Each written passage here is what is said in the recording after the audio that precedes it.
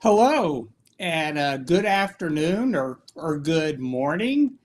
Thanks for joining me today for this CME activity as we talk about new and emerging biologic agents in chronic rhinosinusitis with nasal polyps, both pathophysiologic insights and patient selection criteria.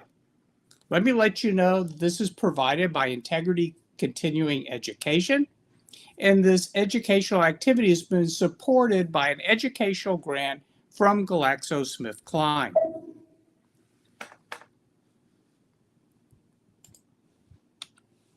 I'm Dr. Michael Blaiss. I'm a clinical professor at the Medical College of Georgia at Augusta University in Augusta, Georgia. And it's great to be able to present to you today. Here are my disclosures for this particular lecture. And we have three learning objectives that we'll try to cover today that I think are very important for all of us that manage patients with chronic rhinosinusitis with nasal polyps. So we'll first review the pathophysiologic and immunogenic molecular drivers of this condition that lead to the different inflammatory endotypes and relevant comorbidities that we observe in our patients with chronic rhinosinusitis with nasal polyps. Second, we'll discuss the differences between the currently approved and emerging biologic treatment options for this condition using data from the published peer-reviewed clinical trials and other analysis. And lastly, and very importantly, to incorporate an individualized patient-centric focus based on consensus criteria for patients with chronic rhinosinusitis with nasal polyps when recommending a biologic therapy or endoscopic sinus surgery or other approved treatments for this condition. So with that, we're going to start now with our pre-test polling. And here is our first question. So what I'd like you to do is answer it and then hit the submit button after you've put in your answer. So the first question, nasal polyps generally reveal a pathogenic proliferation of which inflammatory cytokine drivers? Is it interferon gamma and TNF alpha, IL-1 and IL-6, IL-4, IL-5 and IL-13, and our last answer, IL-12, IL-17, and IL-33. So make your answer and then hit the submit button, please.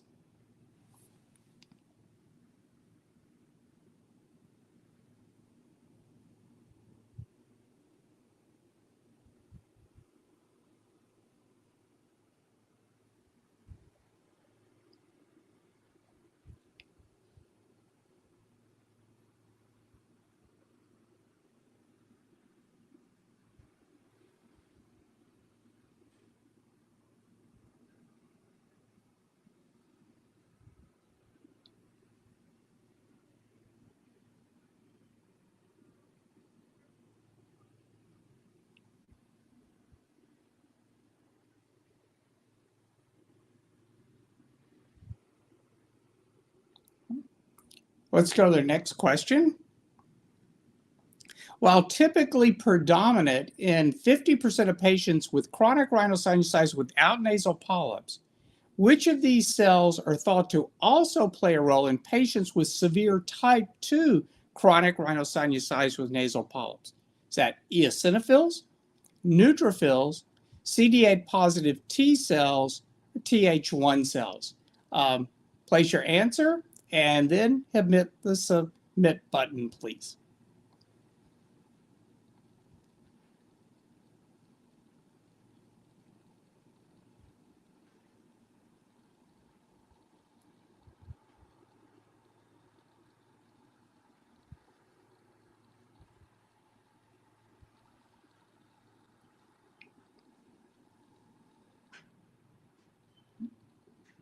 Next question.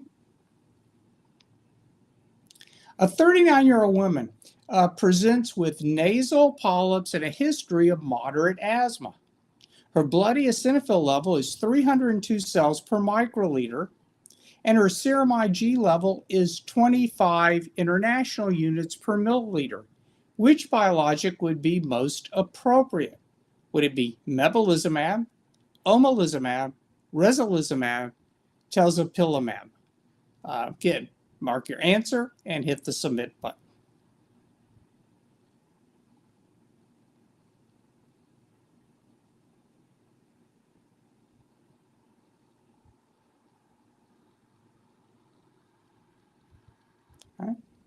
Next question. A 49-year-old man with severe chronic rhinosinusitis with nasal polyps is placed on a biologic for his nasal polyps. When should he first be reassessed to response to treatment per either the EUFORA guidelines and the multidisciplinary consensus algorithm? Is it A, anytime in the first 6 months, or B, at 6 months, or C, between 6 and 9 months, or the last answer, anytime after 1 year? Again, submit your, after making your answer, submit.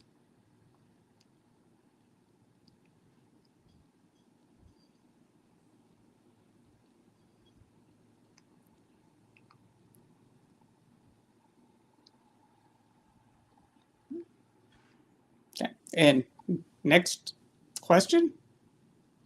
And this one you may need to scroll to see all the answers, and then I'll show your submit button. So, a 53-year-old man with severe chronic rhinosinusitis with nasal polyps presents for follow-up after 12 months on a biologic therapy. Now, prior to starting the biologic, he underwent endoscopic sinus surgery twice with nasal polyp recurrence within 6 months each time. He currently shows inadequate response to the biologic per the EUFORA criteria and will not consider another surgery.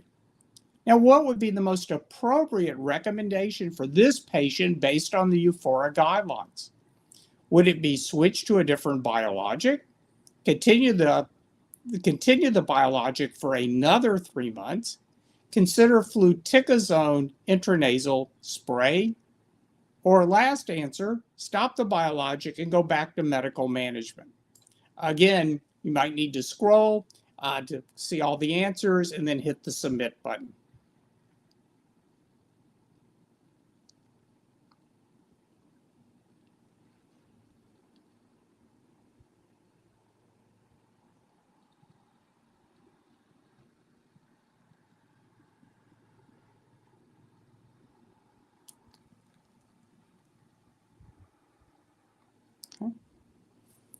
Great. So that ends our pretest polling.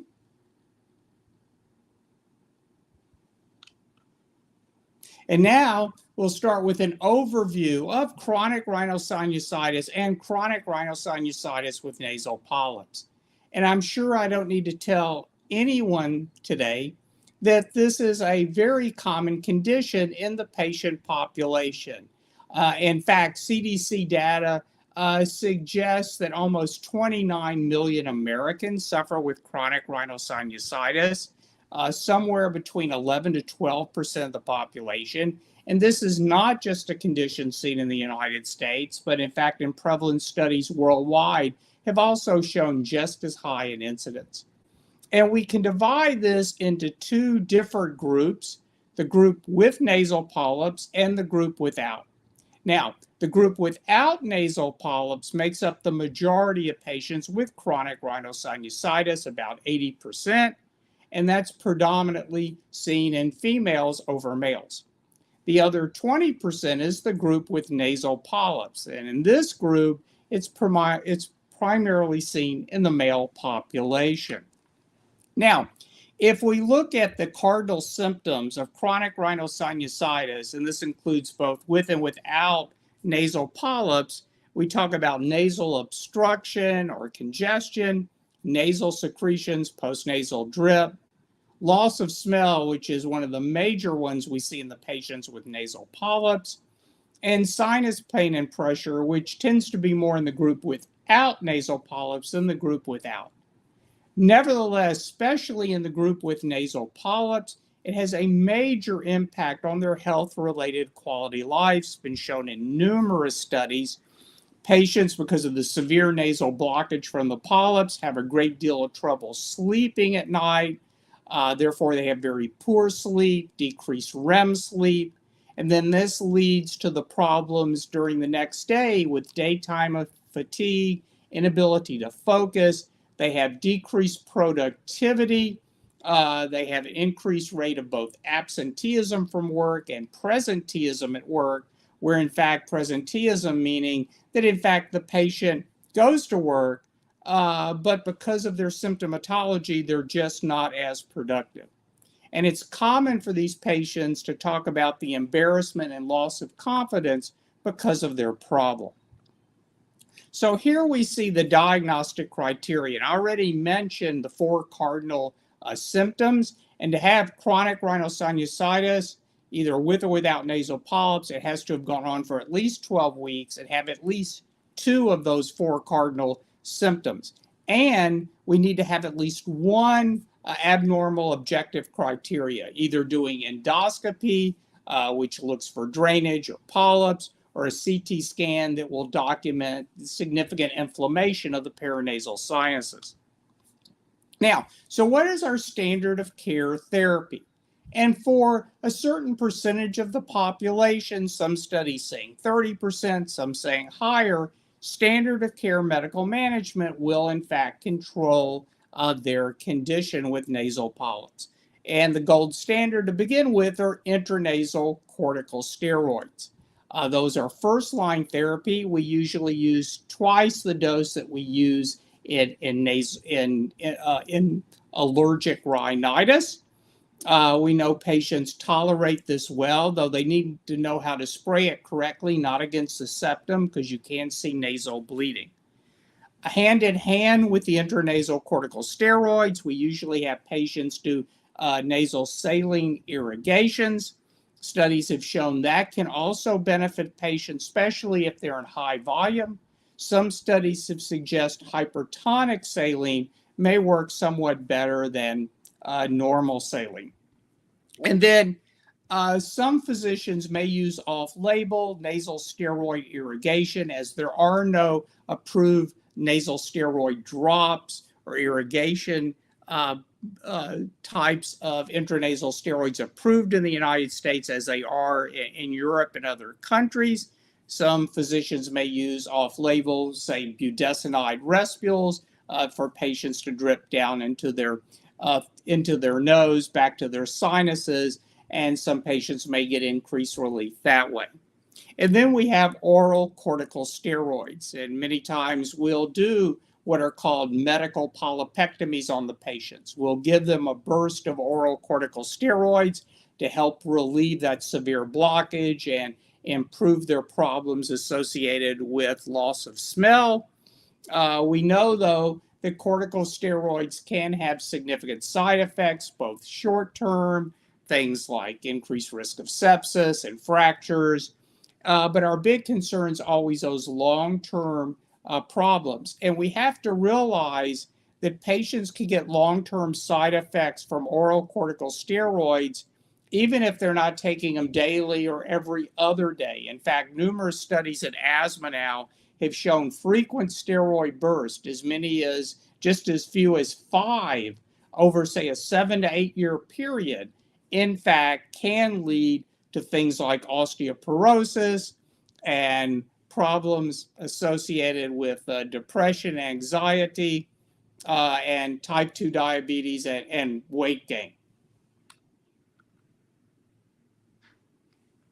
Now, where do we go from there in many of our patients? And that is endoscopic sinus surgery may be next. And in those particular patients, it does provide instantaneous relief from nasal airway obstruction, and intranasal corticosteroids still may be necessary, and they're almost always necessary to prevent nasal polyp regrowth. We also have the exhalation delivery system fluticasone nasal spray. So this is, in fact, fluticasone that's in a special device where the patient breathes into it at the same time they end up spraying their nose. This increases pressure in the sinus cavities and allows more of the steroid to hopefully reach the nasal polyps and the sinus openings. And their phase 3 studies show that polyps were eliminated in 25% with one nostril or greater by week 24 versus a much lower level as you see with placebo. And then we have steroid-eluting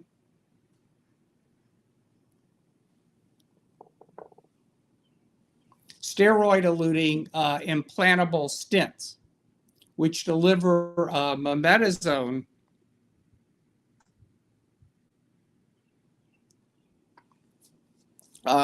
to the ethmoid sinuses over a 90-day period. Now, this is only approved for patients that have already had sinus surgery. And studies have shown, and this stent can be placed in an office setting, does not require surgery, that 61% reduction in the need for revision surgery.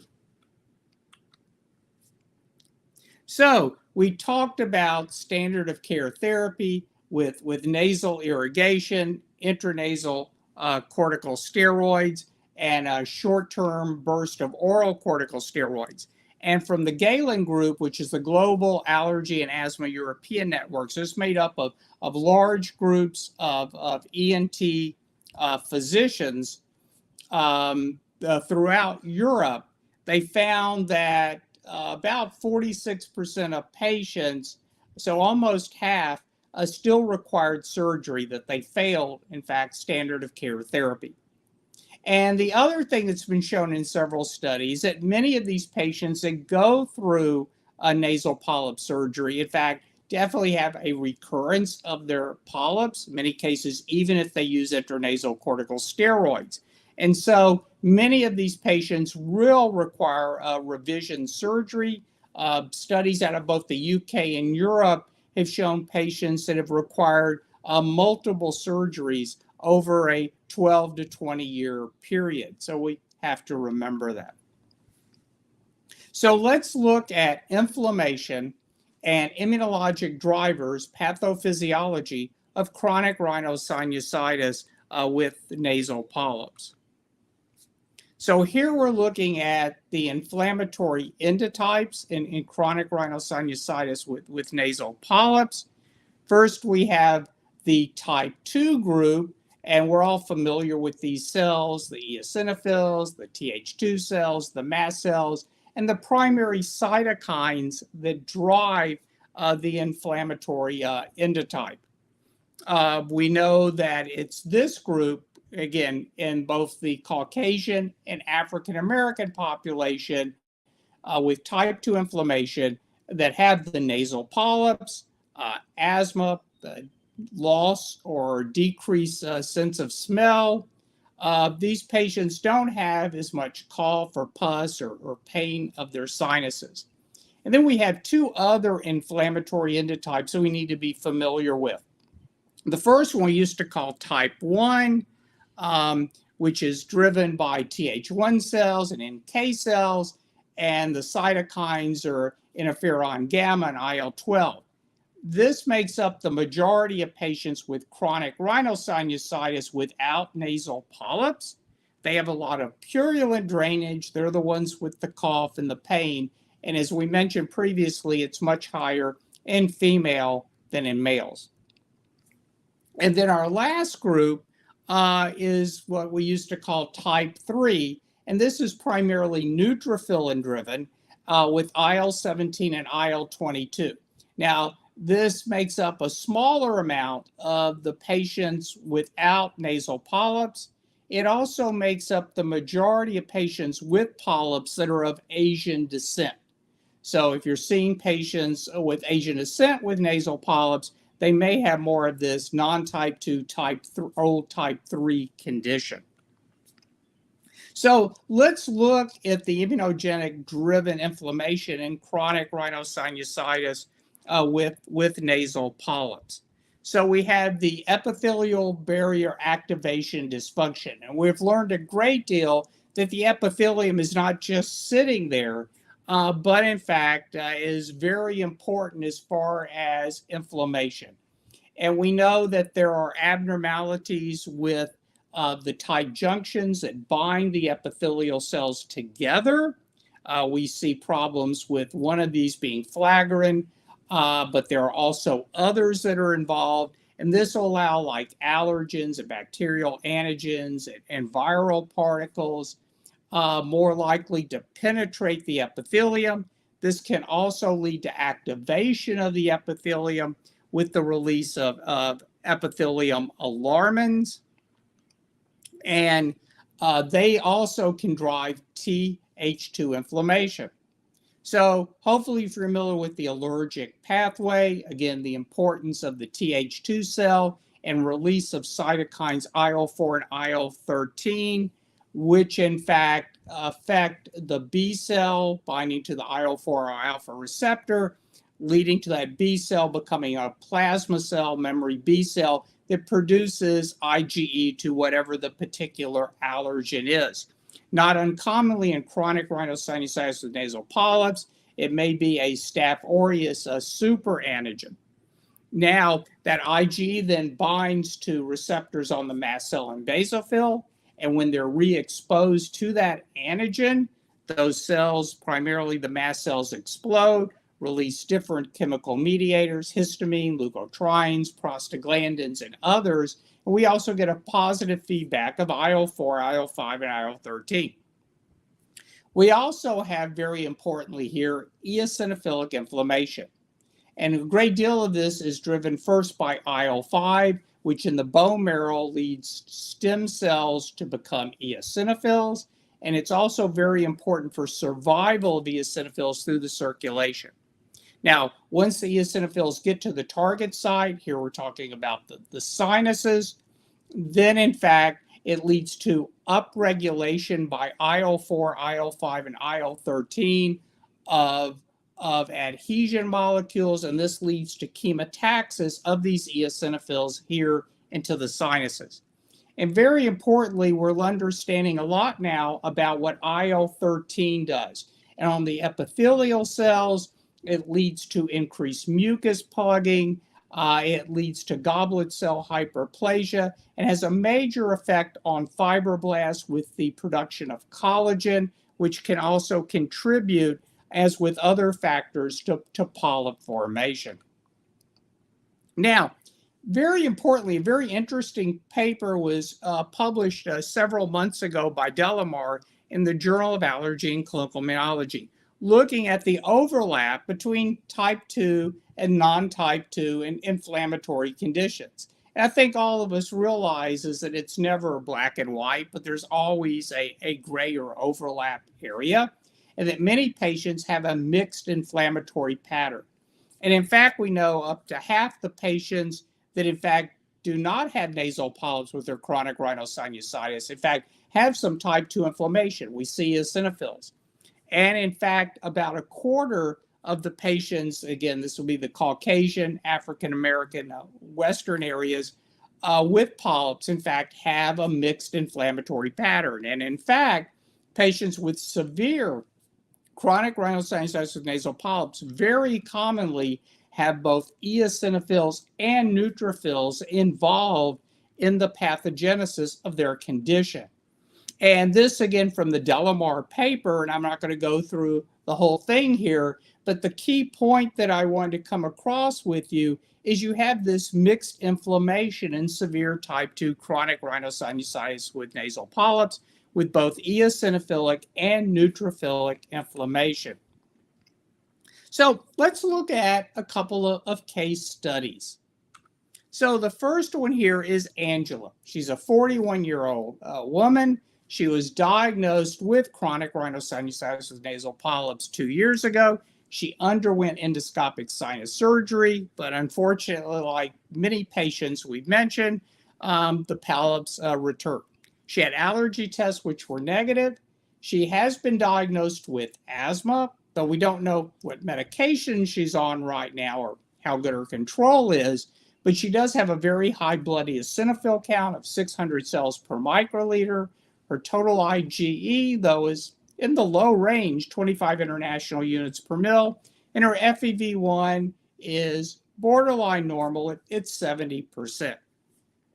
Now, she definitely has had limitations related to standard of care medical management.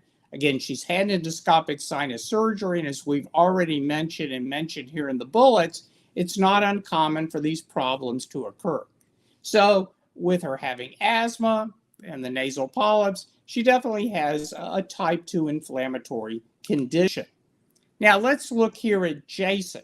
And he was diagnosed with this condition of chronic rhinosinusitis with nasal polyps about 4 years ago. He's had perennial allergic rhinitis since childhood with positive skin tests to CAD and to dust mites. He has a moderately elevated eosinophil count of 220 cells per microliter, an elevated IgE of 150 international units per milliliter, and again, borderline normal. FEV1 is 70%, but again, no history of asthma. And he complains that the intranasal corticosteroids just aren't working as well. The polyps are getting bigger. It's affecting his quality of life. He doesn't like saline irrigation because of increased pressure in his ears. He's had 3 bursts of oral corticosteroids with antibiotics over the last 2 years. And he says he's willing to consider anything to get rid of the nasal polyps. But I think all of us know there is no cure. We have to get them on the right treatment and keep the polyps under control. So for a patient like that we see here, medical management has significant limitations. The intranasal steroids just aren't working well enough, not enough absorption into the sinuses.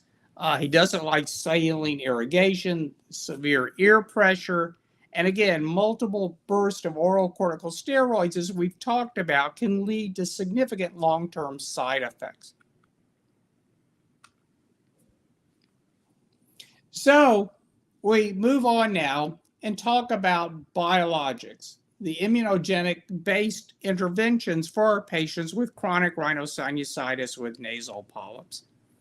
So these are the 3 FDA approved products for this condition. I'm going to go in order of approval by the FDA.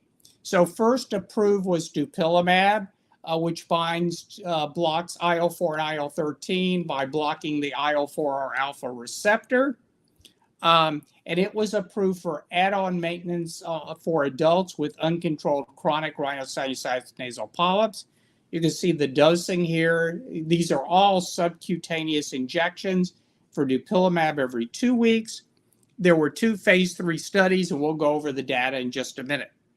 Next was Omalizumab, which we know blocks IgE. It was approved for add-on maintenance for adults with an adequate response to intranasal corticosteroids for their nasal polyps. Their dosing is based on the same algorithm that is used for asthma. So it depends upon patients' total serum IgE level and body weight. So you can see the dosing here goes from anywhere from 75 to 600 milligrams every 2 weeks to every 4 weeks, again, depending upon weight and serum IgE level. They also did 2 phase 3 trials. We'll cover them in a second. And most recently approved was Omalizumab, which again blocks IL-5, and it has the same indication as Omalizumab. Basically, all 3 have the same indication. Add-on maintenance for adults with an adequate response to intranasal corticosteroids for nasal polyps. You can see it's dosed every 4 weeks, and they did 1 phase 3 study. So let's look at these studies. There are 2 things I need to tell you before we look at this data. One is they look at 2 co-primary endpoints in these studies. This was set up by the FDA. One is nasal polyp score. 2 is nasal congestion or obstruction. So nasal polyps are, by doing endoscopy, are measured from 0 to 4. 0 being no polyps, 4 being severe polyps, where the polyps, in fact, are coming below the inferior turbinate. So the highest score would be an 8, 4 on each side. For patients to be in all of these studies, they have to have a score of 5 or greater. For nasal congestion, for 2 of these studies, they use a 3-point scale, 0 being no obstruction, 3 being a worse severe obstruction. The last study I'll show you, Omalizumab, used a 10-point scale. Okay, so let's first look at the results of Dupilumab. They did a 24-week study and a 52-week study.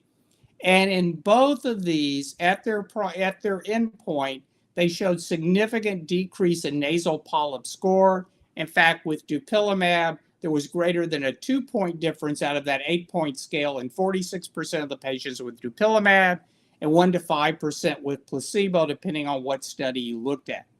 Also, if we look at nasal congestion, there was, again, significant improvement in both the 24-week and the 52-week study with Dupilumab as far as nasal obstruction.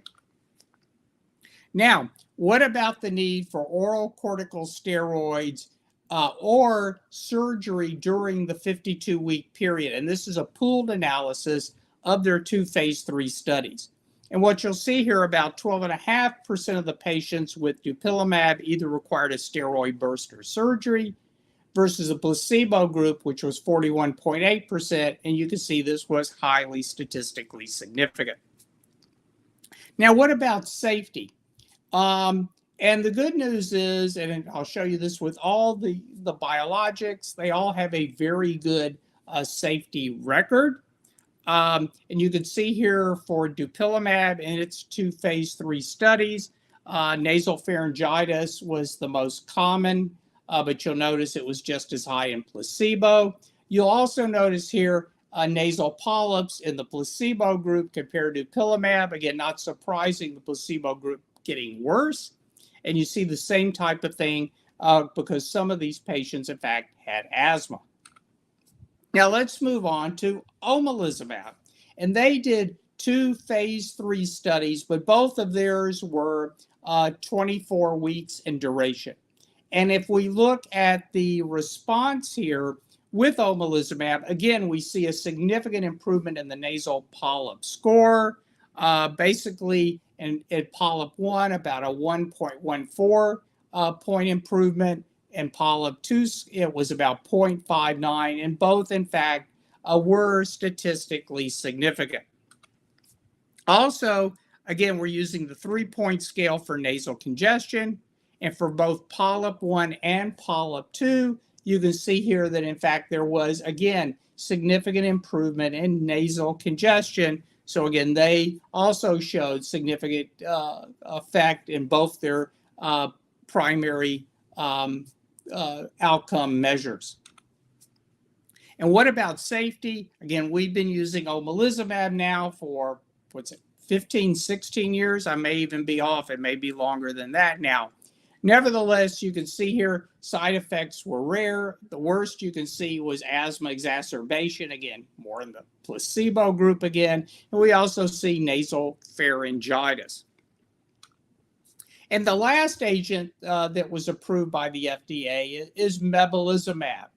And if we look over at the left, we're looking at nasal polyp score. And here you can see how many point improvement, 1, 2, 3, 4, 5. In the patient population. And in fact, when you look at the results at the end of 52 weeks, there was a significant decrease in polyp size in the group that received Omalizumab compared to the placebo group. And if we look over at the right, they looked at nasal congestion obstruction, visual analog scale again. This was a 0 to 10. So you can see the 1 to 3, 3 to 5, and greater than 5-point improvement. And again, they met all this criteria, and this was statistically significant. So again, they met all the co-primary endpoints. And if we look at need for surgery over the 52-week period, in the blue line here, we have Omalizumab, which was about about 9%. And if we look at the placebo group, it was a little over 20%. And in fact, you can see the statistical difference. So it definitely decreased the need for surgery in the patient population. And much like we mentioned with the other biologics, what you see here is a high safety profile, which again, the most common was nasal pharyngitis and headache and sinusitis. So again, that's also very reassuring for our patients with any fairly new products. Now, two others are in clinical trials for approval by the FDA. One is Benzorilimab, which blocks the IL-5R alpha receptor. One of the studies will be completed in 2024. That's the ORCHID study. And one that has been completed was the ULSTRA study. That study was sent to the FDA for approval of the agent. Unfortunately, the FDA said there wasn't enough efficacy associated with the product in that particular study. So we'll have to wait for the second study to determine, in fact, if, in fact, Benzorilimab then can be approved by the FDA. And another study that's ongoing is Tezepelumab for patients with severe chronic rhinosinusitis and nasal polyps. And again, we'll have to wait till that study's completed, see the results, and see if it, in fact, can be approved by the FDA for the treatment of this condition. Now, if we look at all the agents that have been approved, Dupilumab, Omalizumab, Mepolizumab, they all did a lot of secondary endpoints. One of those was the SNOT-22, which is the 22-item sinonasal outcome test, which is a validated instrument looking at symptomatology and symptoms related to sinus and nasal disease. And in fact, all three of these agents, if their endpoint, in fact, was able to show significant improvement in the SNOT-22. So let's move on now and talk about treatment selection. So the first one we're going to talk about is the multidisciplinary management algorithm for chronic rhinosinusitis with nasal polyps that was published by Hahn et al. Last year. Now, he divides this up by majority of patients and minority of patients. Talking about the majority of patients would first get sinus surgery. I have a little difference of opinion here. I think that for all patients to begin with, we may want to talk about sinus surgery versus a biologic or maybe some other treatment. These are all patients, again, that have failed standard of care management.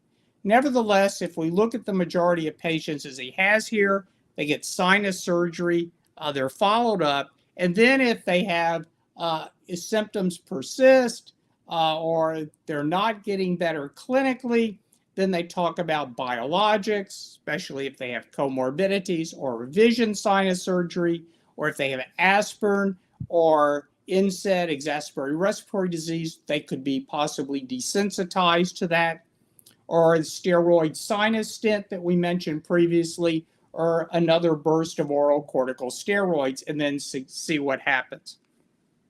And the minority of patients that are contraindicated for surgery, or they also have poorly controlled asthma or steroid-dependent asthma, which would qualify for a biologic, or they just refuse surgery, then for those patients, you would start with a biologic. Now, if we go back and how we define patients that are uncontrolled and severe, that would qualify for a biologic, this comes to us from Euphoria, which is the European Forum for Research and Education in Allergic and Airway Disease. This is a group of otolaryngologists, allergists, and others in the field of allergy and lung disease and sinus disease. And they talk about uncontrolled chronic rhinosinusitis with nasal polyps as patients that need long-term intranasal steroids, but still need more than one steroid burst in the preceding 2 years or have had previous sinus surgery. So both our patients fit that criteria. And then we have a severe chronic rhinosinusitis with nasal polyps. They have bilateral polyps with a polyp score of 4 or greater out of 8. Now, we haven't measured our 2 cases polyps, so we don't know, but the way they're suffering, I would say for sure their score is definitely going to be greater than 4. And again, persistent symptoms, even though they have long-term intranasal corticosteroids. So I would say probably both our cases fit the criteria of both uncontrolled and severe disease. Now, very importantly, is the role of shared decision making, because we've covered a lot of treatments here. There are a lot of options for the patient, and every patient is different, and we need to know their preferences and their values when we go over the different treatments associated with the condition. So this comes from the American College of Allergy and Immunology and the American Rhinologic Society, a shared decision-making tool. And you can see the website down here, which is written in a language that patients can understand about the different treatments we've been describing. And then the patients answer questions, as you see on the right, called Your Turn. And it asks questions like, I'm comfortable having surgery again, or I don't have a problem giving myself an injection. So again, trying to find out and get an idea how that patient would like to proceed with the treatments that are available. So we decide now, we wanted to find out if our patient, again, qualifies or would be a good candidate for a biologic. So this, again, comes from the EUPHORA guidelines. And very importantly in the blue type here, predicting response in individual patient not yet possible. So I can't tell you, no one else can tell you which biologic is going to work best for which patient. We just don't know that answer. So who should be on a biologic? We have to confirm they have uncontrolled severe disease. We want to see if they have any comorbidities, which would also increase the need for a biologic, and that they most likely then have type 2 inflammation. We need to inform the patient, again, of all the different treatment options, perspectives, and risk, again, shared decision-making. And then we can make a decision, and it usually boils down to surgery or biologic, again, using shared decision-making, and then select the drug. Now, if the patient also has asthma, it's probably important to correlate this care with an asthma specialist. So let's come back here to Angela. What additional tests would you ask for her? I'd want to know how well her asthma is under control.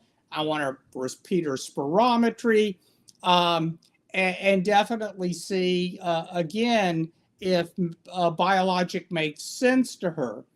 Because if, in fact, she does have the asthma comorbidity or asthma is not under well control, I would say, especially because her asthma is not well controlled, revision surgery probably doesn't make a lot of sense. So I do think she's probably could be a good candidate for a biologic. Which one would you recommend? Well, all 3 are possibilities, but the problem is she had a low IgE. So according to the FDA, she really doesn't qualify for Omalizumab. And kind of as I mentioned, as far as the last question here, we really got to get her opinion and her thoughts related, again, to repeat surgery or steroid stent or a biologic.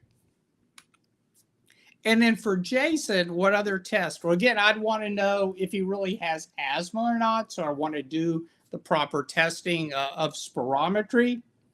And again, he's never had surgery, so he is a good candidate for surgery. But again, we do shared decision-making. He goes, no, no, no, I'm not going under the knife. I do not want surgery. So would you recommend a biologic then? I think that with the problems he's had with other medicines, that makes a lot of sense. And again, any of the 3 would make sense for Jason. So let's say we put both of these patients on a biologic. So if we follow Euphoria guidelines, we reassess them at 6 months. And if patients have improvement at least one of these symptoms, sense of smell or their nasal polyp score or nasal congestion or SNOT 22 or visual analog scale, if the answer is yes, and the improvement is acceptable to the patient, you continue that treatment. But if the answer is yes, but the patient still doesn't feel like this is just not good enough after 6 months, then you may want to give another burst of oral steroids. You may want to do surgery under biologic protection. But if the answer is definitely no, you would change the surgery or another biologic. And then what about at 12 months? Well, at 12 months, if the biologic is working, we should see really an adequate response to everything. Polyp score, nasal congestion, SNOT 22, and they shouldn't be needing any surgery. They shouldn't need any oral steroid burst. If the answer to that's yes, we continue the biologic because the biologic doesn't cure the condition, it controls it. If the answer is no, we can either consider another biologic or at this time, again, do surgery. So how do we differentiate from these? We can't. They all have a certain different mechanism as far as their effect on type 2 inflammation. But again, to be able to tell you, because there is a lack of head-to-head studies, which biologic is best for which patient, no one can do that. It really is trial and error. So in summary, understanding of the pathogenesis of chronic rhinosinusitis has continued to increase in recent years. The introduction of biologics has improved our understanding of the pathophysiology and management of this condition. Treatment of chronic rhinosinusitis and nasal polyps should be based on the molecular drivers of inflammation. Response to treatment, and extremely important, is patient preference. And with these new and emerging options, hopefully the prevalence of recalcitrant chronic rhinosinusitis and nasal polyps will diminish because we do have better tools to treat our patient. So with that, let's go to our post-test polling. First question. Proliferation of which oops, I'm sorry. There we go. Let's pull this up. There we go. Nasal polyps generally reveal a pathogenic proliferation of which inflammatory cytokine drivers? And so again, submit your answer by clicking the button. And so great, we got 100% here with IL-4, IL-5, IL-13. A lot of improvement since the pre-test. Yes, those are the ones in the vast majority of patients. Next question.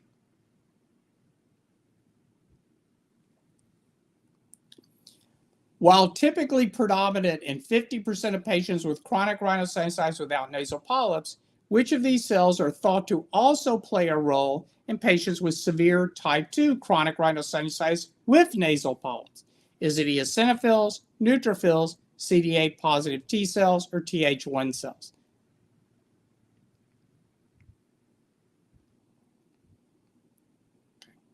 Well, this is great because now we can see here that, in fact, the answer is neutrophils. And as we mentioned, we now know that so many of these patients with severe type 2 disease with polyps, in fact, have a mixed inflammation. Okay, next question. A 39-year-old woman presents with nasal polyps and a history of moderate asthma. Her blood eosinophil level is 302 and her serum IgE is 25. Which biologic would be the most appropriate? Is it Mepolizumab, Omalizumab, Resolizumab, or Dupilumab? And submit your answer, please.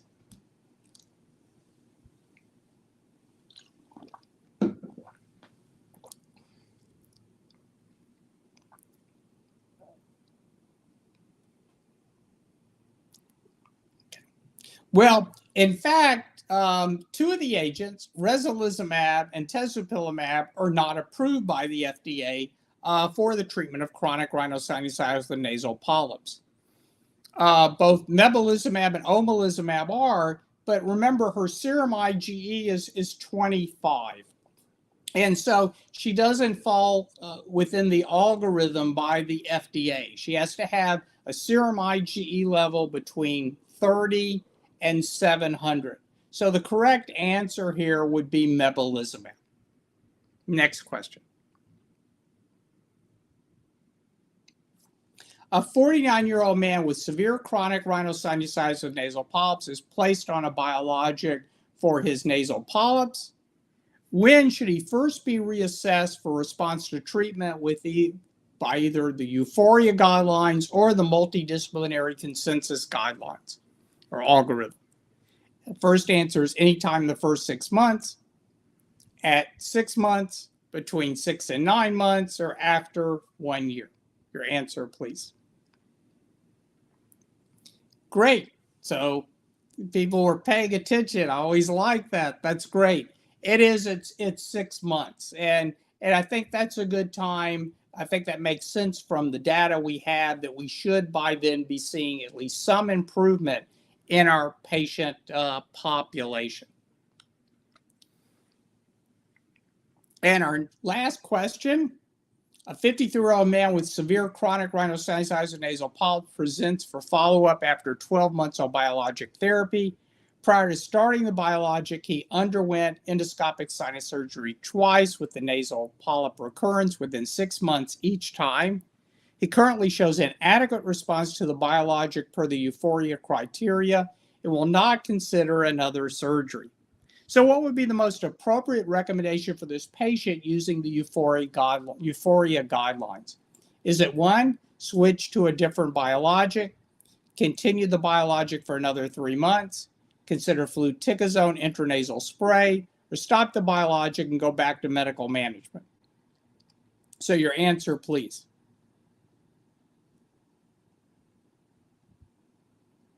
Okay.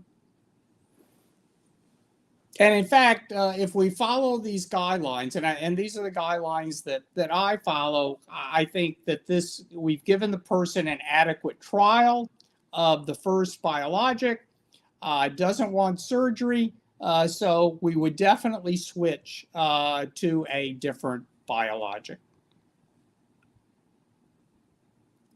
That ends our post-test polling.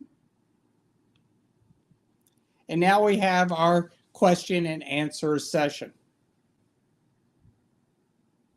So if you'll submit your questions, I will try to answer them for you.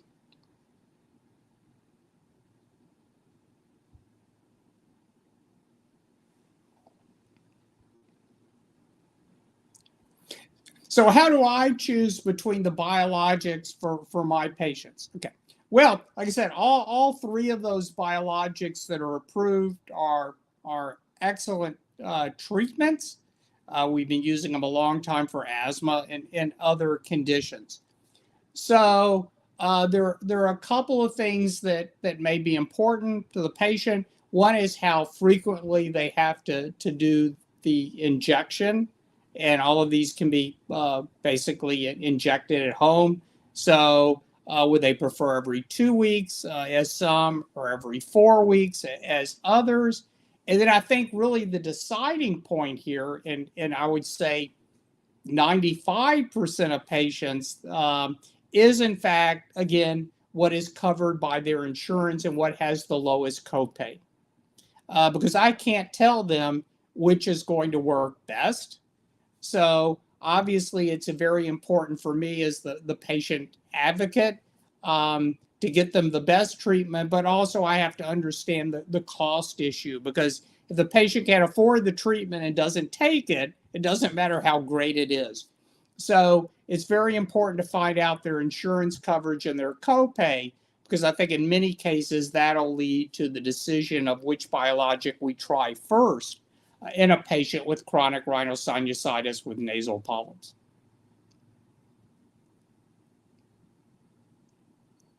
Any other questions?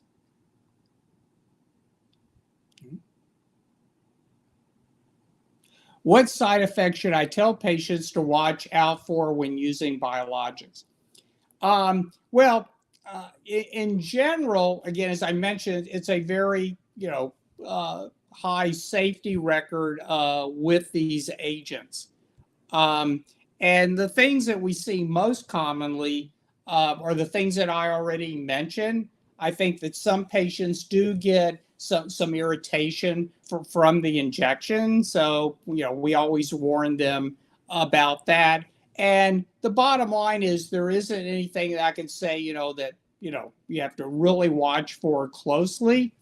Um, Omalizumab does still have that warning, as they all do relate to anaphylaxis, but again, with all of these agents, in fact, is extremely rare. But I do tell patients, if you notice anything different, any new rashes after we start you on the biologic, anything different, to please let me know.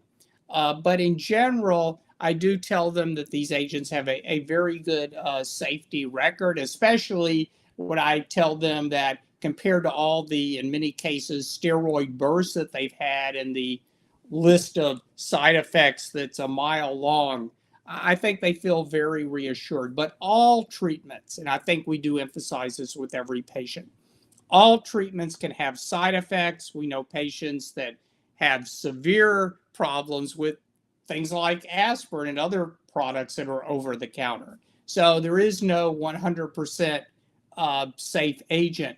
But I think in general, these agents have very high benefit compared to minimal risk in the patient population.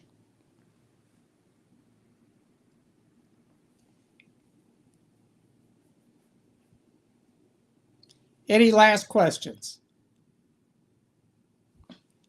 Okay. Well, I want to thank you for joining me today. Hopefully you found this helpful and you have some pearls now to go back and use in your patient population suffering with chronic rhinosinusitis with nasal polyps. And you can see here for additional resources, information on this topic, please visit integrityce.com/NP-resources. And you'll now, if you're watching live, will be redirected to the evaluation, or you can also claim your CME credit at integrityce.com/CRS WNP or chronic rhinosinusitis nasal polyps EVAL-6. So you have a great rest of the day. And again, thank you for joining us for this CME